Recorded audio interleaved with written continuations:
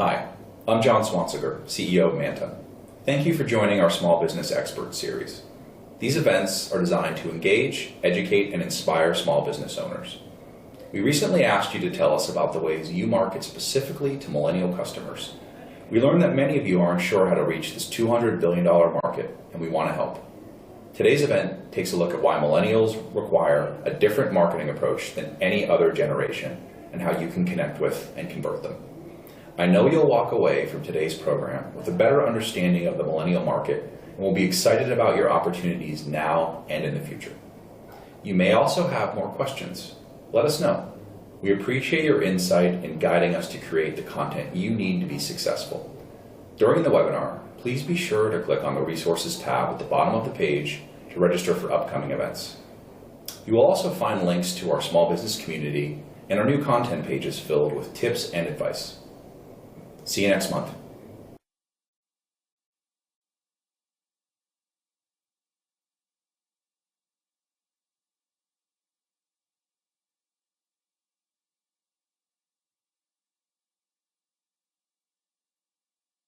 Hi, everybody. We had a little technical glitch and our CEO, John Swansinger's video played ahead of me.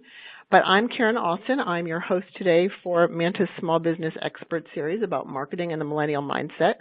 We're going to get to all of that meat in just a second, but before we do that, I want to cover some important housekeeping items. On your screen, you'll see a slide area that you can resize and make larger or smaller, up to you. Left of that is the media player. Under that is a box called the resource list. You'll also see some widgets. They're usually at the bottom of the screen, but placement does depend on what type of device you're using to view the webinar. All of the widgets are important. They all open and close. I encourage you to check them out. I want to draw your attention to three in particular: the resource list, the help widget, and the Q&A widget. The resource list is open under the media player. I'll be referring to the resource list often during our event today because you'll find links and documents there that you can open and explore while we're talking, and then again later if you want to watch the webinar again on demand. If you're having any technical difficulties today, for example, you can't hear something's not working, please click on the help widget, the one with the question mark icon. My colleague Mel is answering your technical questions, so just send her a note and you'll hear back from her. There are a lot of people asking questions today, so if it takes a minute, please be patient. I know you'll have a lot of questions about the webinar content, and please ask them anytime. Just click on that Q&A widget at the bottom of the screen or on the side, depending on what you're viewing on, and we will get to your questions. My colleagues Graham and Lynn are monitoring questions, and they'll push them along to me and our expert during the webinar. We always answer questions during the last 15 minutes of the webinar, but please, I urge you to ask them as soon as you think of them so you don't forget them, and we want to get to all your questions. Directly after the webinar, our expert, Brendan Shaughnessy, will answer questions in the Manta community. You'll find a link to that community and to that chat with Brendan in the resource list. Of course, we're recording this event, and we'll send you the link tomorrow so you can view it on demand. By the way, if you do view the webinar on demand, you can still ask questions. Just use the Q&A function, and I'll receive an email and get right back to you. One more thing you'll notice, you might notice the Manta Listing Manager logo on a few slides today because we're featuring that product. If you'd like to know more about Listing Manager, there are some links on the resource list. Okay, so let's get down to business. I always start our webinars with a story about why we're here. The headline on your screen tells a fairly common story that someone, in this case a startup or an upstart, depending on your view, called Black Tux has raised a ton of money for a new rental business. But in fact, it is more than a new tux rental business, as is happening so often these days. This is a new rental model for menswear, whether it's a tux or a suit. Black Tux co-founders, who are millennials, by the way, were unhappy with their wedding tux experiences, and we're going to use that word a lot today, that experience word, and they built an online direct-to-consumer rental experience. And by the way, that 2.6 million that this story talks about quickly became 10 million in investor funding. But what does all of that have to do with what we're talking about today? Well, take a look at this headline. This story, called How Millennials Are Destroying the Tuxedo Business, features black tux. Traditional tuxedo rental sales are slipping for a couple of reasons. Millennials are marrying later, if they're marrying at all. And when they do, they're choosing suits over formal tuxes, thus disrupting this traditional industry. Such disruption is not a new story. Think Uber and taxis and Airbnb and hotels. The examples are endless. Millennials this year passed baby boomers as the largest generation ever, and they're using technology, collaboration, and entrepreneurship, and they're using them to create, transform, and reconstruct entire industries. If you take anything away from our webinar today, and you will, know that as consumers, millennial expectations are radically different than any generation before them. So what does all of that mean for small business? In May, Manta surveyed small business owners to find out how they're marketing to millennials. Some of you in the audience may have had a voice in that survey, so thank you. We were surprised to learn that 85%, a whopping 85%, say they are not marketing specifically to millennials. Well, there's a disconnect here. If small businesses want to reach millennials, and you should want to reach them, and Brendan's going to tell you why in a minute, you won't find them responsive to most traditional marketing and advertising tactics. You'll notice that of the 15% who say they are marketing to millennials, they're using non-traditional ways to get to them. And before you can reach them, you need to know who they are and what they want. So we're going to tell you. You can, by the way, open the resource list and link to Manta's research, and that'll give you a more detailed look at this Marketing to Millennials survey that we did in May. Okay, so here's what the webinar looks like today. First, I'll introduce you to our expert. We'll take a poll. And then Brendan will introduce you to millennials in some ways you may not have considered before. We'll also explore the concept of the millennial mindset, the idea that all of us are adopting millennial traits no matter our age, and that it's changing the way we do business in lots of ways. And Brendan will also share experiences and examples. As always, we'll take your questions the last 15 minutes or so of the hour. Ask your questions using the Q&A widget anytime during the webinar. Just a reminder, we want to get all your questions. All right, so this young man is Brendan Shaughnessy. He knows millennials intimately because he is himself a millennial. You can probably tell from the picture. Brendan is a brand manager at FutureCast, which studies millennial consumer behavior. You'll enjoy him. He knows his stuff. Just so we don't spend a huge long time on bios, you can read all about Brendan in the speaker widget at the bottom of the platform. You can also check out his LinkedIn profile there and link to the company website. And I will introduce you to Brendan right after we take a quick poll. So I'm going to quickly check on attendance. Oh, we have a lot of you here today. So let's see what you're doing. All right. Does your business market specifically to millennials? Just click on yes or no, submit your answer, and I will let you know the answers as soon as they start coming in.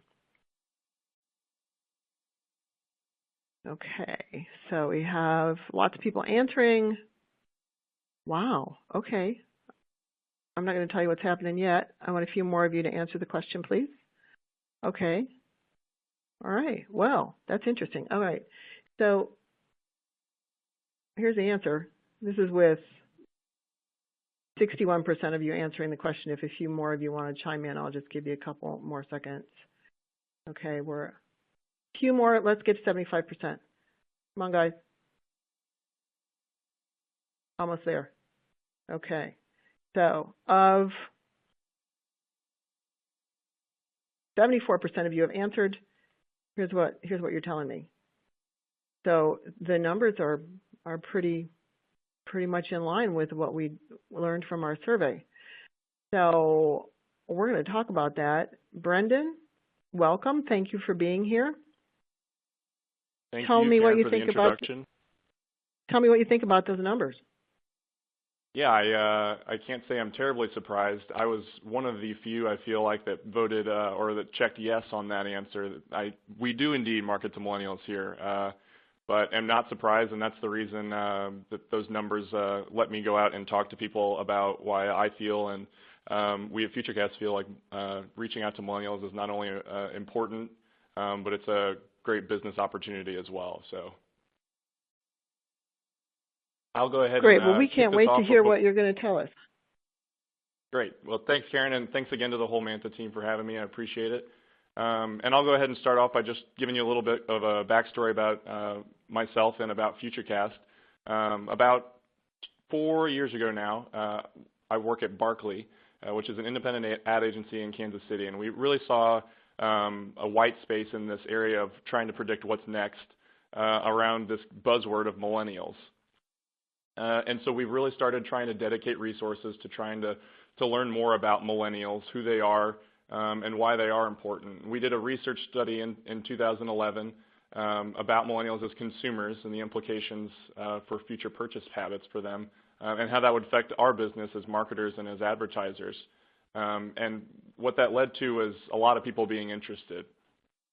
There started to become a lot of conversations, and we actually host our own conference each year called Share Like Buy, where we invite other people to talk about millennials within other industries that we might not get to. Each different segment talks about them in different ways. So we open that conversation up to everybody, and it's resulted in a lot of people talking about us. And so we decided we'd start talking back. So in addition to our main piece of research, we've now published one book with another one coming out specifically about millennials with kids. And that'll be out in August, talking about millennials specifically as parents, both moms and dads. And we also do a tremendous amount of smaller research around different industries, whether that's millennials in content, millennials in social media, but also millennials in convenience stores. Our most recent one, we are finding that millennials, as they're gaining more and more affluence, we did a research study on millennials with household incomes over $100,000 and how that's affecting their purchase habits. So we talk about pretty much everything millennial here, so we know why it's important, but and there's a resource list there at the bottom there if you're interested in any of our research or our books, with the one coming out in August as well. So follow up there if that's something that interests you. But when we come to do these speaking events, we do get a lot of these questions. Of 85% of you said that you don't market to millennials, and why should you? Why should anyone care? And that's a question that we hear a tremendous amount from people that we go and speak to. And here's a couple of the reasons why, and it's this perception that here's just some of the names that millennials has been given outside of the millennial generation. It's the entitled generation, that they feel a sense of entitlement. It's Generation Me. It's all about the selfies that they take, that they don't care about anything else other than themselves. They're the basement-dwelling generation, living in their parents' basement. I myself, as a millennial, don't live in my parents' basement, but we hear this plenty of times. And then the recession generation, the generation that will never make enough money for us as marketers to care enough to really get out there. But the bottom line is there's a tremendous number of people talking about millennials. I'll read off a couple of headlines here. The good news is millennials are carnivores. Millennials are adapting fast, and we have a great deal to learn from them. They travel in packs, eat like fiends, and have a ton of disposable income.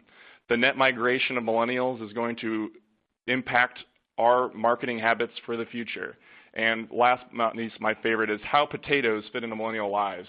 And that's as we as marketers have become in love with this buzzword as millennials, talking about them as if they're a different species. But in reality, they're just a growing in both size and in importance of who they are, a modern consumer. So millennials is by the numbers. There's 80 million strong. We define them as being born from 1977 to 2000.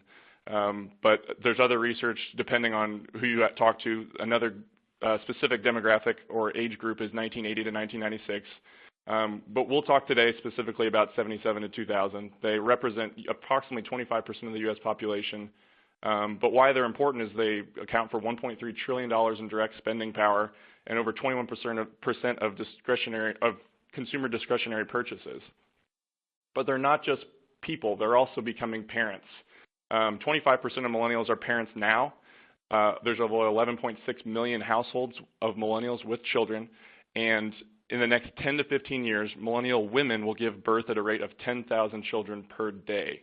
So these people are not only just consumers, they're becoming parents, and with those parent lifestyle their purchasing habits are changing as well. And as I mentioned, they're also becoming more and more affluent.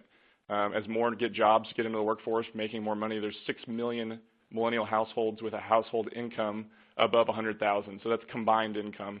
And over 1/3 of total U.S. adults with a household income of 500,000 are millennials. So it's not just the bottom half there or the bottom segment making 100,000. There's a large number of millennials that are making a tremendous amount of money. But when we look at really makes millennials unique, a lot of the times these are the words we'll see come up. They're anti-family, they're disloyal, they expect handouts. Everyone got a trophy when they were a kid, right?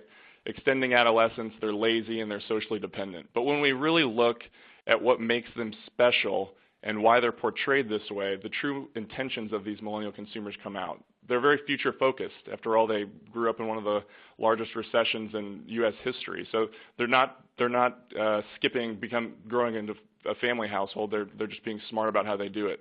They're very achievement driven. They're agile decision makers.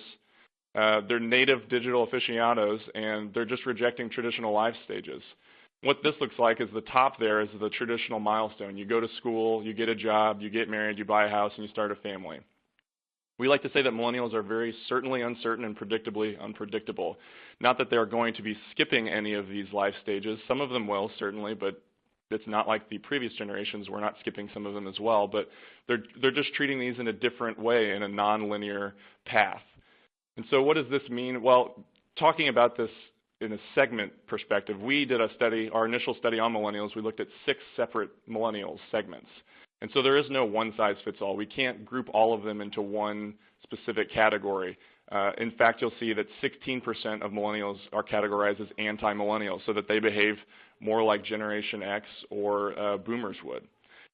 So for the sake of today's conversation, we're going to talk about a millennial mindset. And to put that into perspective as to what that looks like, there's also a resource list there at the bottom if you're interested in more facts about millennials, how we define them as a cohort, and there's an infographic to check out there on our website. So if you're interested more, go ahead and check that out. But for those that have studied Maslow, I'm going to talk a little bit about this very traditional marketing, right? So of course, everyone needs your basic needs there at the bottom: safety, belonging, self-esteem, self-actualization. But when we look at what today's modern consumers need, and this is true for both millennials and non-millennials, doesn't everything really start with Wi-Fi? I mean, it's the same exact reason why today I left my phone at home and I've had the same anxiety of not being able to do everything or be connected. It's this need to be connected to everything at any given point. And it's the same reason that you could see a 50-year-old woman walking into Starbucks paying with her mobile app just the same as any millennial will. So this millennial mindset is the result of this acceleration of consumer and digital cultures. As these both have, quickened in their pace, we're seeing that this millennial mindset generation is really what's more important, because millennials as a generation are influencing older generations more than any other youth culture has before. And as I mentioned, 16% of millennials we have found are statistically anti-millennial, but this group over 35 has just the same mindset and act in many of the same ways. So if you're interested in learning more about how this millennial mindset really takes, I'm sure you've seen BuzzFeed's quizzes about how to be how millennial are you? So check that out. It's kind of fun, and it really kind of gets across the point that you don't have to be in the 18 to 34 demographic to truly be a millennial. Hey, Brendan. With that, I think we've got another poll question. We do, but Brendan, before we do that, I just wanted to let our audience know that I am considerably not a millennial. I have a child who's older than Brendan, and when I took the quiz, I scored a 93, which is higher than most millennials. So not only are young adults adopting millennial traits, older adults are adopting millennial traits as well, and we want you to think about that as you're answering this poll. And also think about millennial mindset from a business perspective. There's an article on the Manta site that I put a link to on the resource list that talks about business and millennial mindset and how the two can merge. So let's go ahead with this quiz. Do you identify with the millennial mindset? Are you adopting their traits? Go ahead and let me know your answers, and I will take a look at them in a second. Do you expect Wi-Fi, or do you prefer the traditional business models and behaviors? Let's see what you've got to say. Oh, 84%. This is interesting. It's kind of backwards of the, are you marketing to millennials? So we're seeing that most of you have a millennial mindset and yet are not marketing to millennials. Brendan, before we go on, I want to just bring up a question now that came in from our audience because I think it's really pertinent. And please, another shout out to the audience. Please let us know if you have questions because we may answer them organically as they come up, as I'm going to now, or we may wait until the end. But it's really important to just ask the question as soon as you think of it. So here's the question that came in from one of our viewers today. She said, I answered that we don't market to millennials, and I think it's important to know that it's not that we exclude or choose not to market to them. It's just that our market plan does not focus on ages or generations of any of our clients. And I think what maybe some of the disconnect here is that this is not about age. This is about mindset. It's about generation. It's not about generation so much as it is about the mindset and the change in the way we're doing business and the change in business models and the change in the way we're advertising and marketing. So I just wanted to bring that up and get you thinking about that before we go on to the next portion, because it's not about the age of your clients. It's about what they want, and they want different things than traditional older clients. Right, Brendan? You agree with that?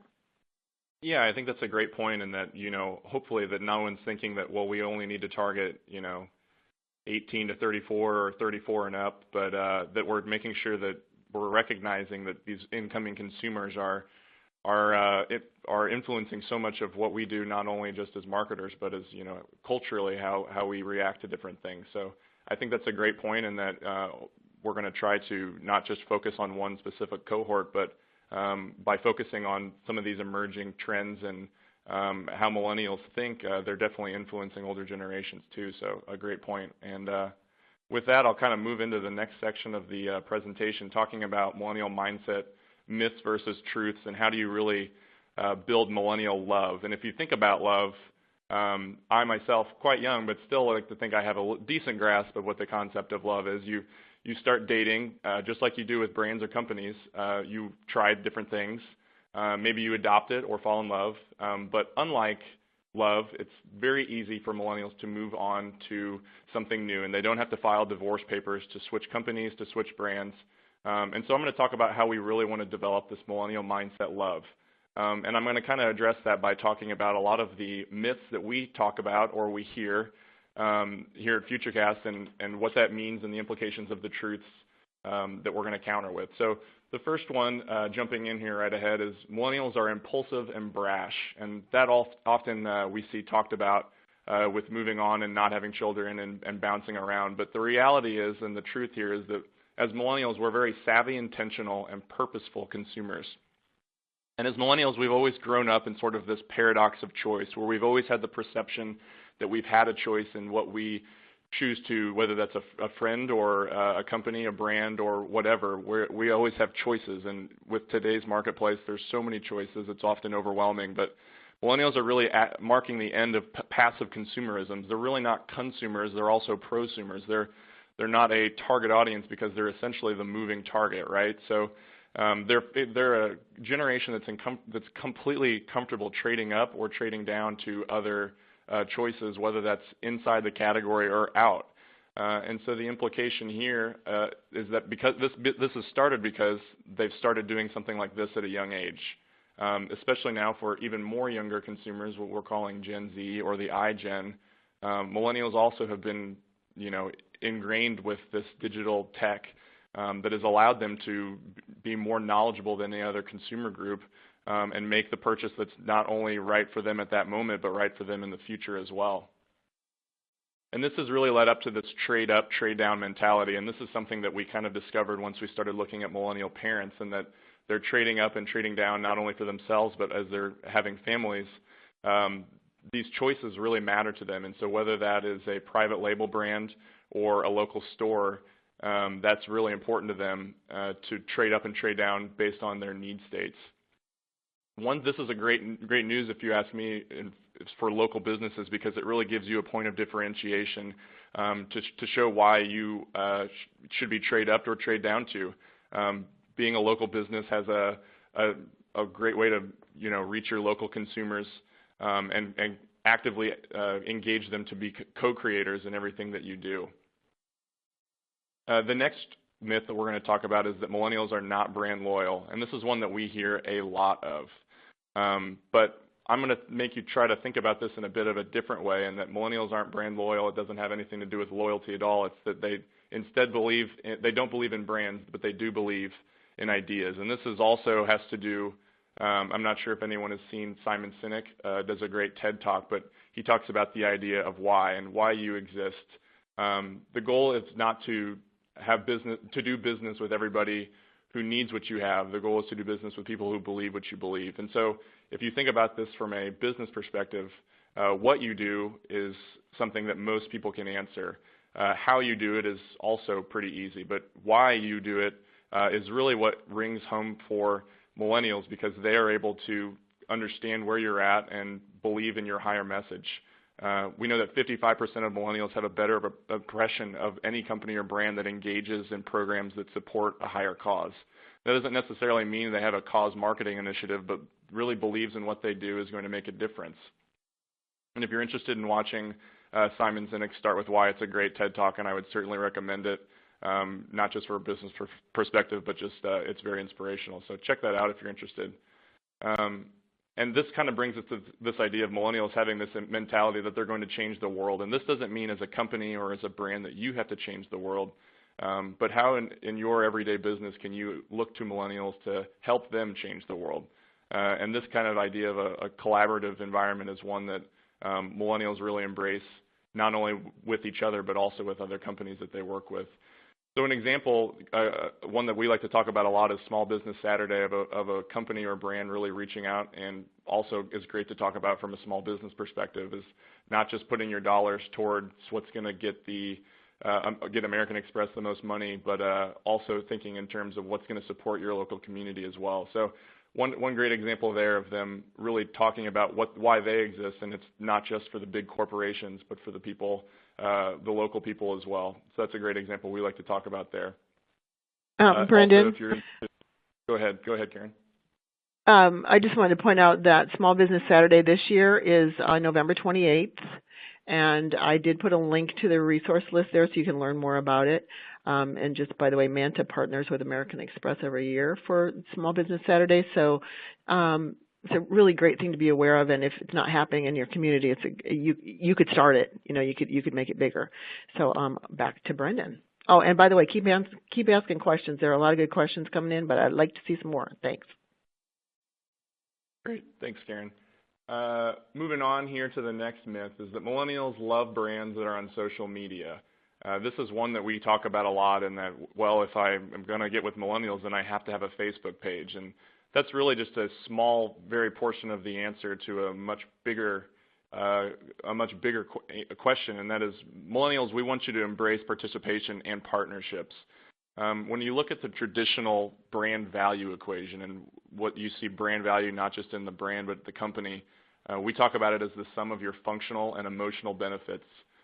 So what can I functionally do with you as a brand or company, and what do I gain from it emotionally, divided by the price? But this, we believe, has really moved to something higher than this, and it's not just your functional and emotional benefits, but how participative, try saying that 10 times fast, divided by the total cost. And what we mean by participative is how are you allowing your customers to participate with you, whether that's creating a product, creating the consumer journey, or even creating the marketing. And total cost implies anything that's associated with engaging with your brand, whether that's online or offline. And so how we really see this manifesting itself, participative benefits, is moving towards a content. And we talk about not just social media, but content is everything that you do. And when you look at content, it really hones down on building relationships and building thus loyalty. And when we talk about content, we also talk about the fact that content is consumed and curated by a very small number of your biggest fans, whether that's a company or brand. And I'm going to show you an example here of one brand that we work with quite a bit, Dairy Queen, that has it's obviously a very large business, but they did something here with a recent campaign that was much more small business minded in that it reached out to their consumers, their biggest fans, at a smaller level. And I'd love to share that here with you now.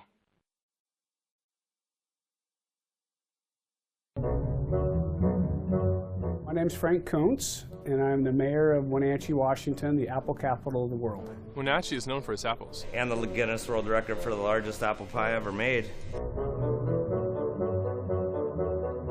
Pumpkins are the deal here in Carroll.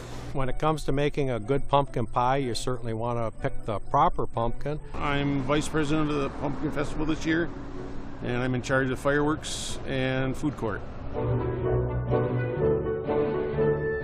For the first time ever, we're going to be having 2 blizzards of the month at the same time, the apple pie blizzard and the pumpkin pie blizzard, and America's going to have to choose, I guess, which one's better.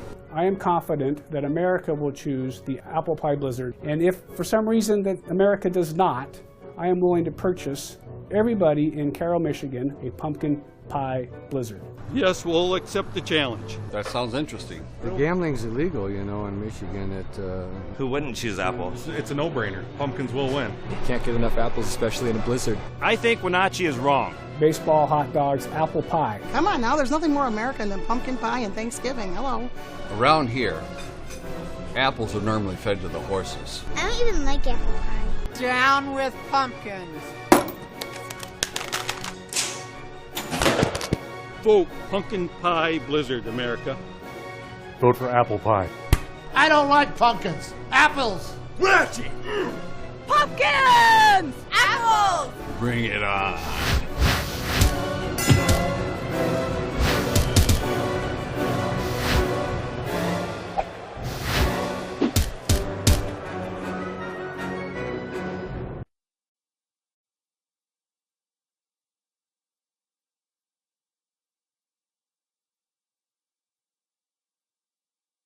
Great. So hopefully I'm back on here. But so that was one great example of a big brand really thinking local with how they can engage their biggest fans and consumers, and really not, like I said, help participate with a product, but also around how they communicated it through social and all their digital platforms. So it was a huge success. And spoiler alert, in case anyone was wondering, the pumpkin pie concrete did win, although I'm not sure if the mayor ended up buying everyone in the town one. So cool example there, and that'll bring us into our next myth. So millennials don't care about privacy, and this is a big one, especially you hear about all the leaks. I don't know if we've got any St. Louis Cardinal fans out there, but privacy is a huge issue, not just for millennials, but for brands as well. And this idea that millennials don't care about privacy and they're willing to give up anything for perks is somewhat true to an extent, but overarchingly, the real truth that we're trying to get at here is that millennials see authenticity through radical transparency. They've grown up in an era that's completely open and transparent, and there really is no privacy in our modern era. So what the real question is, how can you be open and honest? And the best way that we feel to do that is to tell your story. What's your company story? What's your brand story? How do you operate and everything in between? But in today's era, there's a lot of storytellers, and that becomes quite noisy. So we like to talk about storytelling through story living. And so how is your company or brand really living your story and with proof? So we know in today's society you have to prove everything. You need to take actions that serve to prove your brand and your company in tangible ways. So a quick example here of a brand that's doing that. I'm not sure if this guy looks familiar to anyone.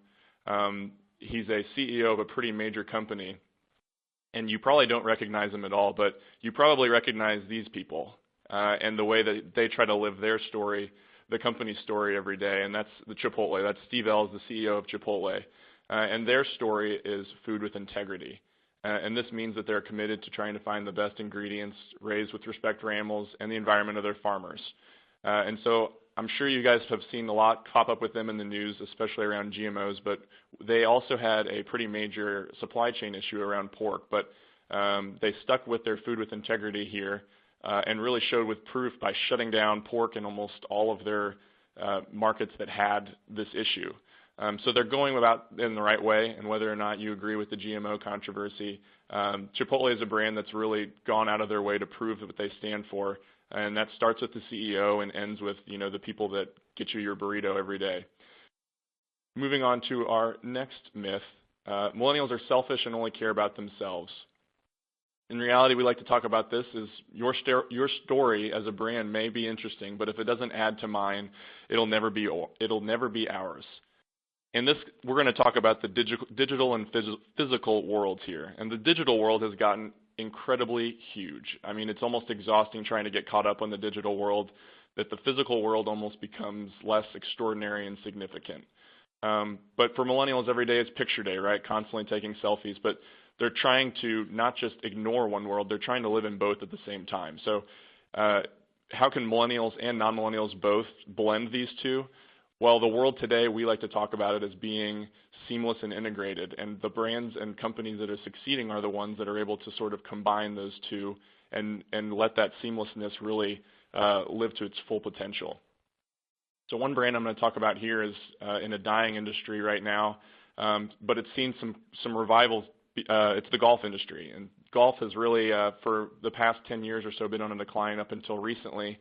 We've seen a tremendous amount of innovation, and golf has really been very responsive as a whole, from the brand level to those looking for new ways to integrate. So one way they've gone about this is Topgolf is a company that's got about 10 to 12 locations, and they're growing very quickly. But they've tried to integrate the golf experience with a dining experience with food, and also a beverage experience with a bar atmosphere. But they've become extremely digital innovative as well, and if you want to check them out, they're a pretty cool brand that's really trying to think of an industry as a whole in a different way. But the reason they're so successful is they've not only, as we talked about in the last truth, they're shared content, but they're great content curators. And so they're one brand that's really trying to mesh that line of the physical and digital world, and one that's certainly one that's primed for the future for millennials. I believe it's our last truth here. So we're talking about millennials as early adopters. And yes, millennials are early adopters. They're actually 2.5 times more likely to adopt early technology. So it is a truth, but deeper than that, just saying that they are early adopters almost belittles how innovative this generation is. They've actually grown up in what is becoming quickly the innovation generation. If you look at this 1984 to 2007, the amount of changes that we've seen has created extremely high expectations in everything that comes out. It's almost ended this wow movement, and people are starting to say, you know, it should have happened about 5 years ago. Like, why haven't we seen this sooner? So looking at 2007, when the first iPhone came out, it would not be surprising to see how many people would see that and think it's a hunk of garbage. So it's just incredible to see how much innovation has influenced this generation, and it's not just influencing millennials, but it's influencing brands as well. We're seeing a lot of these innovative brands pop up like Uber and Thumbtack and Airbnb that are not only just disrupting the marketplace, they're disrupting their categories. And I'm going to talk about two forms of disruption here and how that really plays out, and that's sustaining innovation versus disruptive innovation. Sustaining innovation is really trying to get better at what you do every day. It's really incremental improvement, and it's extremely important to have this, but it's not enough. Disruptive innovation is how can you disrupt your business model and really cannibalize everything that you do to, you know, bring about these new companies like Uber, which has completely has essentially eaten up the taxi companies, or Airbnb, which is now challenging hotel companies all over the place. So how can you, as a small business, look to not only have sustaining innovation, what you do every day, but really disrupt the marketplace with thinking? And I'll talk about another brand. Certainly the Black Tux company is a great example of this, but one other one that I'm sure you guys have heard of is Dollar Shave Club. And they have completely disrupted a business model that Gillette and traditional razor blade companies have had forever, and they're expanding that into shave and everything from powders to I don't even know what half of the gels that they use, but the idea that they simply gave the consumer what they want by sending it directly to them on a monthly basis disrupted, while it doesn't sound very disruptive, completely turned the razor blade companies on over, and now you're seeing them try to get caught up by just offering their own services the Dollar Shave Club has. So disruption is one thing that can be very small on a daily basis, but those little things can amount to a tremendous amount of turnover. So keeping those truths in mind, I'd like to wrap up the presentation here talking about 5 questions that we always ask. And based on our talk today, what is your why and why do you exist? Not just what are you doing and how are you doing it, but why and what's the core in your why. And are you going about doing that by sharing it and inviting other people to join your movement, no matter how big or small that might be? Number 2 is what are your big unmet consumer needs and how are you really built to solve for those? Number 3, how can you create uniqueness? Being unique, especially on a local perspective, is a huge advantage that you have over larger businesses, and it's one that you have the ability to get very granular with. Number 4, how can you invite your customers to participate and help co-create? So getting back to this idea of content, how can you leverage your biggest fans to really co-create everything from your product to your marketing? And last but not least, how can you embrace disruption to build a better world?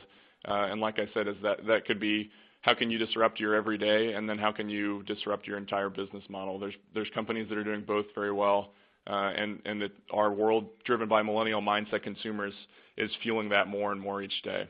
So with that, I'd like to wrap up here, and thank you very much, not only to the team, but also to all the participants joining live and after. Really appreciate your time and hope that this was beneficial for everybody. I'm very much open to any questions you have. So, Brendan, it's Karen, of course. I want to go back to this previous slide, the 5 questions to ask yourself. So when you say, what is your why, so what would a small business owner look at when they ask themselves that question? So they're say it's we use plumber a lot around here. Say it's a plumber. What kind of questions would a plumber ask himself to say, what is his why? I mean, obviously it's unclogging pipes, but can you expand a little bit on that to kind of break it down a little bit? Yeah, of course. So thinking about that from a small business perspective, I think you actually have a huge advantage, small business owners, over larger businesses, because your why can be so much more tangible in why you do what you do. Telling your story could start with anything from being passed down from a previous generation to wanting to just go out and do something on your own.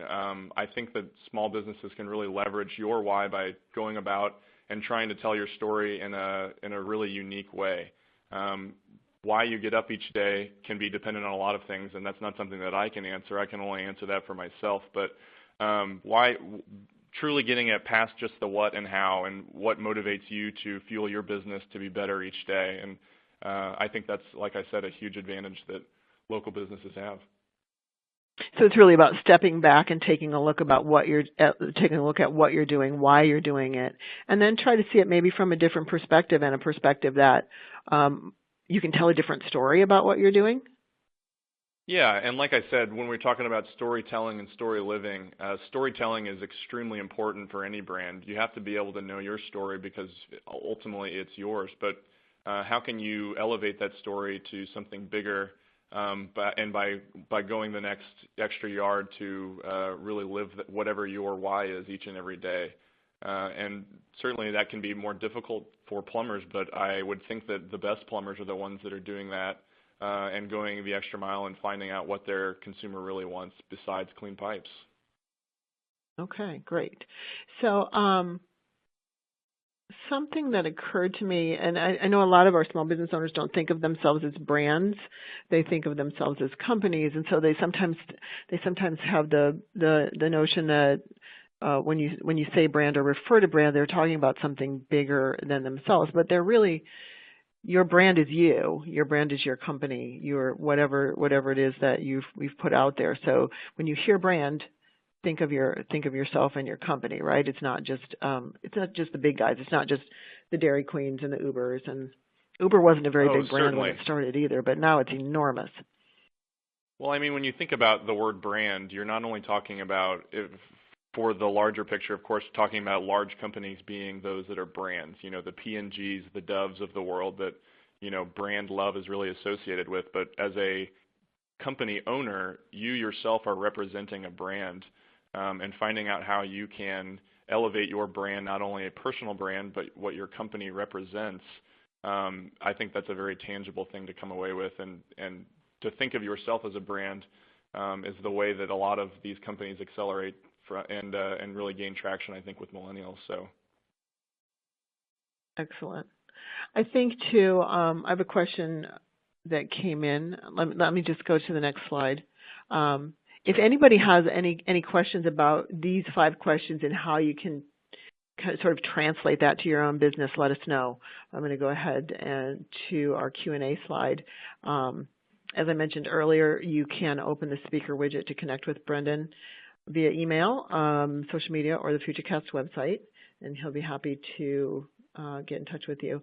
And also, I mentioned earlier that we have Brendan in our community after the webinar, and you can link to the community from the resource list. If anybody has a question and you haven't asked it yet, please go ahead and use that Q&A widget to ask the question. And Brendan, I'm going to start feeding you some questions that have come in while we've been talking today.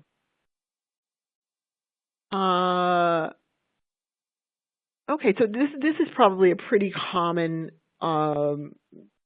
problem and something that you mentioned earlier. This is a question. As a sole proprietor, I see the need to market to millennials, and I understand that includes more connecting with them via social media versus straight traditional advertising, which is good for the wallet, but I've found that it takes hours per day on Twitter, etc. And she wants to know how to, kind of, is she wasting her time? Is there something else she needs to be doing? Yeah, no, I think that's a fantastic question. And we actually talk about social media in a separate presentation that we do, but we kind of break it out as to what social profiles mean for your business based on, what the function of that is and the payoff. So I think the biggest mistake that brands and companies alike can make is going out and saying, wow, millennials are adopting new technology, so I should probably have one of each and be present on one of each. And I think Facebook is a great example of one that is kind of mainstayed, and not to say that Facebook is the one, but Facebook is one that people use very frequently, and it's a great sort of face of the company. It's almost like you have to have one in order to be considered legitimate. But to go out and then, have a Twitter and have a Pinterest, millennials are going to interact with your brand on social profiles the way that makes most sense and the way that's most natural. So I wouldn't say that social activation is easy. It certainly is very time consuming, but you have to decide for yourself what that payoff is and how much time you want to commit, and if the payoff is making more relationships, that's a great one. I know a lot of small businesses are accelerating right now through content, and especially in the real estate space, people that are able to reach out in the midst of their consumer journey really and feed them content, that blogs are a great way of doing that as well. So I would say that it certainly can be exhausting trying to build a network through social, but that's not to say that traditional media is dead by any means. And it's just making sure that we're strategically using it to whatever fits your needs and your budget best. And it really is about experience, the experience of interacting with your business.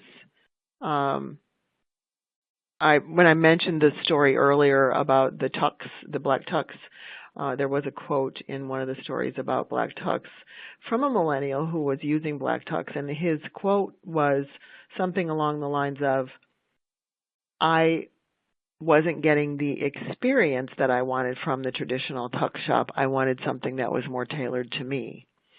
So think about that when you're thinking about social media and creating experiences, and you can do that online, but you can also do that in a brick and mortar store. You can create events, you can create experiences that your customers can interact with there, just like Dairy Queen did on a smaller scale. Yeah, okay, I think Brendan, that's extremely powerful coming from a online retailer, right? That they're able to get a more personal experience over the web as it is opposed to a brick and mortar store. So here's an interesting question, and I like that people are identifying themselves by their cohort. This question is identified as this is a question from a mid-boomer, and this mid-baby boomer wants to know about millennials as being able to divorce a business service without any hesitation, and he wants to know what this says about long-term loyalty. Yeah, loyalty is one that that we talk about a lot, and I'm glad that it's a major concern. But the way that we talk about it is, again, I said they are able to ditch a brand, but they're not ditching the brands that are embracing some of the truths that we talked about today. The ones that are working to engage on both the physical and digital worlds, and the ones, a lot of people say that millennials are going to be disloyal based on price, but and that makes sense, right? Because they're very young consumers, so they're going to pick whatever fits their price point best. But the reality is they're picking things based on need state. So whether they need one thing versus another, we talk about that trade up, trade down mentality a lot. They're not going to be divorcing the brands that fit, that are standing for more than their bottom line and are acting in ways to go about and engaging them both physically and digitally. And as I mentioned, we just did a research study on affluent millennials, and a lot of people will talk about millennials saying a lot of things but not acting on them. And these millennials that have money, the big difference between them and millennials is behaviorally they are making actions on these purchases that millennials aspire to make, whether that's eating healthier or behaving in a more positive way with sustainability, etc. I think that if you are listening to the modern consumer and what they want, you will avoid that divorce. But now the ones that are younger certainly would trade up or trade down depending on their price point. But as they're going to continue to grow older, become more affluent, engage the truths that we talked about today are what's going to keep you in that sweet spot of brand love for a long time to come, I think. Okay, thank you. This is a great question. So how does marketing to millennials and knowing your millennial market tie in with B2B marketing? Are there any differences, or should I treat millennial business owners like direct consumers? Yeah, this is another question we get a lot, especially with millennial employees and how that differs from generation interacting with them. We talk about communication a lot, and we talk about content a lot when it comes to B2B. And how are you being transparent with your communication, and how are you being transparent in the content that you're developing? So content marketing and B2B is one big one, especially with millennials. So I would recommend embracing that. And we actually do specific millennial kind of employee engagement days where we can go in and kind of address some of the current concerns. But obviously that's a lot bigger than just saying, well, you're type A personality, you're type B personality, here's how you should communicate. Millennials employees are different certainly than a lot of the ways that Gen X and boomer employees engage, but I think that we'll continue to see those lines blur as we move forward. Okay, thank you. Question about where millennials learn about new products, especially from a small business with a low marketing budget. What would you suggest for someone who has a new product wants to target millennials? I have a lot of previous experience in SEO, search engine optimization, and it's not exactly the flashiest thing to talk about, but honestly, millennials are extremely mobile driven and are searching more and more for products, and word of mouth plays a huge role in there and social, but you can't just inject yourself into that conversation, obviously. So I would say that making sure that you're searchable and making sure that if you're launching a new product that the site and your content around that is very findable and user-friendly. Millennials are using more and more mobile and tablet devices to explore. The tablet itself, we're finding research pointing to it being one of the most discovery-oriented products as far as how millennials are really looking for new things. And then, obviously, like I said, word of mouth, both on social word of mouth and in-person word of mouth is how you really get people that word out and shared. So I think that embracing yourself in the social and search space is a huge step there, especially for small businesses. But that leads directly into the next question, which I think you've probably already answered, but let's go for it. Where do millennials primarily shop? Convenience stores, malls, internet? Well, I mean, millennials are shopping just like any other person would. You know, they're shopping both online and they're shopping in person. Again, we talk about need states. Millennials are engaging in non-traditional paths, I would say, to purchase more than it is location. So a lot of millennials are coming in smart, and they'll know if they're buying, say, a pair of jeans, they'll know their size, and they'll just order it online. Other people will go and try it on and then pay for it online after it being in the store. So I think the best way to embrace, their out-of-order shopping habits are to make sure that you're covering your bases on both, depending on who your shopper is. And if they're going to, if you're able to provide a quality product or quality service, they'll engage their own way, whether that's in the store or online. And providing those experiences in both places is going to be the best bet to make sure they're going to come back for another purchase. Okay. Here's another good question. Can you give us an example of a business that co-creates with its customers? It's more than just social media, right? That's the question. Yeah. So other than just, the question was other than just social media, how are they doing that? Mm-hmm. So yes. CPG is a huge space, I think, where this is happening. If you've seen the Lay's Do Us a Flavor, they're a brand that went out and said, you know what, people are getting tired of eating the same potato chips, and instead of having their research and development team, come up with the hottest flavors that are most popular today, they have, I think they're in their third year now of having a contest from a user-generated contest where they ask for people to give input on their own flavor of potato chips. So, like I said, it doesn't have to necessarily just be user-generated social content. If it's a packaged good where you're getting input, that's another great way to ask for input there. So we had an example here locally of a small business that asked some questions on social media, and actually this is a very simple example. Put those answers up on Post-it notes all over their windows.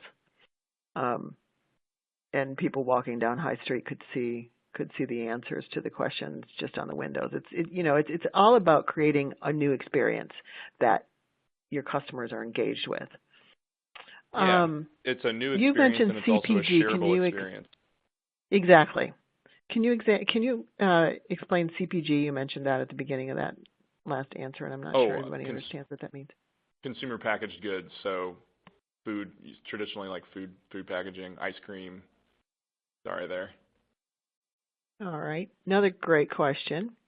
How important is it to millennials for a business to have a mobile app as opposed to just a website and social media presence? I absolutely love that question. And as a millennial myself, I talk about my mobile real estate and how important that is to me. There's two types of people in the world. There's people that have a zillion apps, and there's the other person who has 7 or 8 and has them filed away in folders. But I would say for small businesses especially, not everyone's going to download your app, and once you download the app doesn't necessarily mean that millennials or non-millennials are going to use it. So different branded apps like the Starbucks app is extremely useful for people who buy Starbucks on a daily basis, but trying to create like a mobile game or something for a small business doesn't necessarily make sense, especially for someone who's going to probably sort through and try new apps on a consistent basis. One trend that we're seeing a lot of in the mobile app space is partnerships. So if anyone's familiar with Shazam, it was originally set out to be a discovery app for playing music, and it would be able to identify the song that's playing for you. People have been there's now been several partnerships. I believe Disney was one, and Hershey's is another that used that app to partner and offer other things. Spotify partnered with Uber recently to integrate the driving and music experience together. So I would say leverage it. If there's an obvious need for your consumer to have a mobile app, certainly explore that if it's in your price point. But I wouldn't say that, oh, I'm a business, I need an app is the answer, because the reality is it doesn't always drive repeat purchases, much less engagement. Okay, great. I actually have the Shazam app on my phone, and have recently been noticing lots and lots of TV programming that's partnered with Shazam. Right, TVs and movies as well. Yeah. Okay, so we're actually past 3 o'clock, Brendan. So thank you so much for your time today. As I mentioned earlier, Brendan is going to be in our Manta community to answer questions. If we did not get to your question, you'll hear from me via email, and also we'll seed some of those questions in the community for you so that you can go and check those answers out there. Please open the resource list to get more information about our upcoming and on-demand events. And for now, thank you so much for being here today. Brendan, again, thank you, and we'll talk to everybody soon. See you next month. Thanks, Brendan. Great. Thank you all so much. I appreciate it.